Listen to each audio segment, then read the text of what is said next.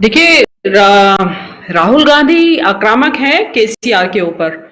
अ, तेलंगाना राष्ट्र समिति के जो अध्यक्ष और वर्तमान मुख्यमंत्री भी हैं, जो उनके ऊपर आक्रामक हैं। अभी आपने बताया कि वो राहुल का बचाव करने के लिए जब दिल्ली आए थे, वो राहुल का बचाव भी कर रहे थे और कुछ इस तरह की उन्होंने बातें कही। काफी सख्त लहजे में उन्होंने मोदी की आलोचना की थी और उन्होंने बहुत सख्त लहजे में बीजेपी को एक तरह से कंडेम किया था, जो उनकी नीतियां चल रही हैं देश विभाजन की। और उन्होंने इवन ये तक कहा था कि कुत्ते नहीं हैं हम, कि सॉरी, हम लोग बहरे नहीं हैं और हम तुम्हारे जैसे कुत्ते, तुम जो भौंकते हो ना, हम परवाह नहीं करते हैं। उन्होंने बहुत कड़े शब्दों में कहा था।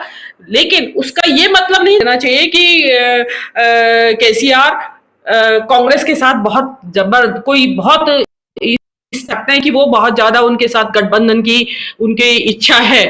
क्योंकि जो केसीआर हैं, अगर आपको, क्योंकि राहुल गांधी भी भूले नहीं होंगे, केसीआर 2018 में एक प्रेस कॉन्फ्रेंस में उन्होंने बहुत गलत शब्द राहुल गांधी के लिए इस्तेमाल किया था। उन्होंने कहा था he is the biggest buffoon.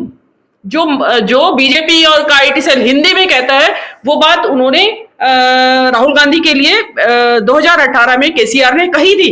तो एक बहुत गलत भाषा थी। और देखिए, इस तरह की भाषा अगर जिस पार्टी के साथ आप एक सद्भावनापूर्ण रिलेशन रखते हैं, उसके नेता के लिए इस तरह के शब्दों का इस्तेमाल नहीं किया जा सकता।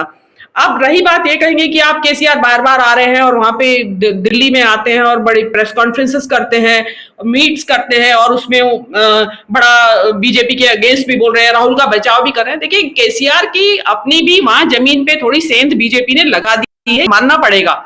तो जैसे अभी आपने, और आप देखिएगा कि वहां कितनी एग्रेसिवली बीजेपी लगी हुई है तेलंगाना में। आपको ध्यान होगा कि हैदराबाद म्युनिसिपल कॉर्पोरेशन के इलेक्शंस हुए थे 2020 में। इस साल से एक पहला ऐसा मौका था कि जिसमें अमित शाह कंपेनिंग करने गए थे अपनी पार्टी के लिए।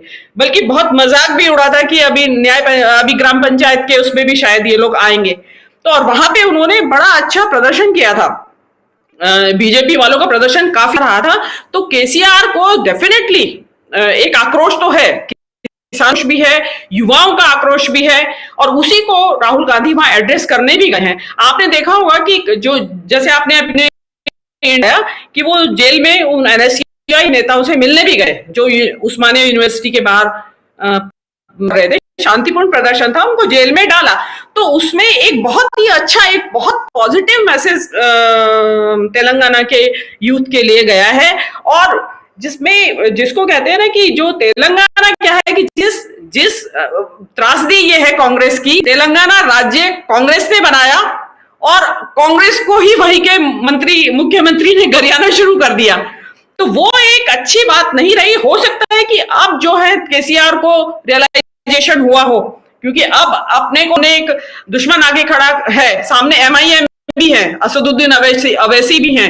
और आप जानते हैं कि असदुद्दीन अवैसी का तेलंगाना में अच्छा है परफॉर्मेंस, काफी जिसको कहते हैं कि मजबूती के साथ वो लोग वहां खड़े हैं। इनफैक्ट वहीं से ओरिजिनेट हुई है ये पार्टी। निजाम ऑफ हैदराबाद आपने सुना ही होगा, निजाम का शहर है, देश है वो।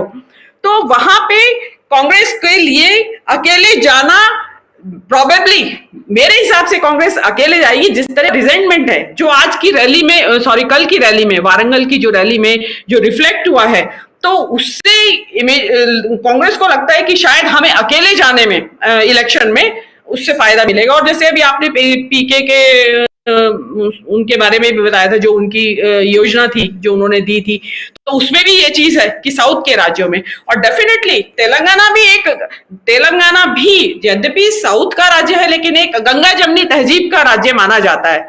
शुरुआत के 5 सालों में वहां उर्दू ही वहां की राजकाज की भाषा रही थी। ये एक शर्त थी विलय की, कि यहाँ पे उसमें ये डिसाइड किया गया था।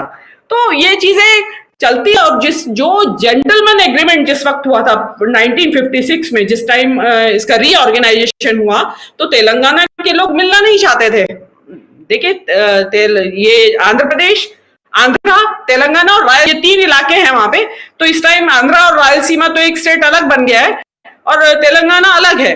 तो तेलंगाना वाले तब भी अगेंस्ट थे, वो नहीं चाहते थे कि हम इनके साथ मिलें। तो वहां एक जेंटलमैन एग्रीमेंट हुआ था और उस एग्रीमेंट के तहत भी वही शर्तें थी कि भाई तेलंगाना के साथ एक न्यायपूर्ण व्यवहार होगा। तो कहीं ना कहीं केसीआर अपना जो डिलीवरी देने में वहां फेल हुए हैं। अब उनको लगता है कि शायद कांग्रेस के साथ हमें अगर गठबंधन कर लें तो एमआईएम और ये इनको हमें टक्कर देना आसान रहेगा। देखिए अभी बहुत जल्दी होगा ये कहना कि कांग्रेस के साथ गठबंधन होता है या नहीं होता है, या कब होगा, क्योंकि अभी 1.5 साल 2 साल का करीब समय है, तो हमें इंतजार करना चाहिए।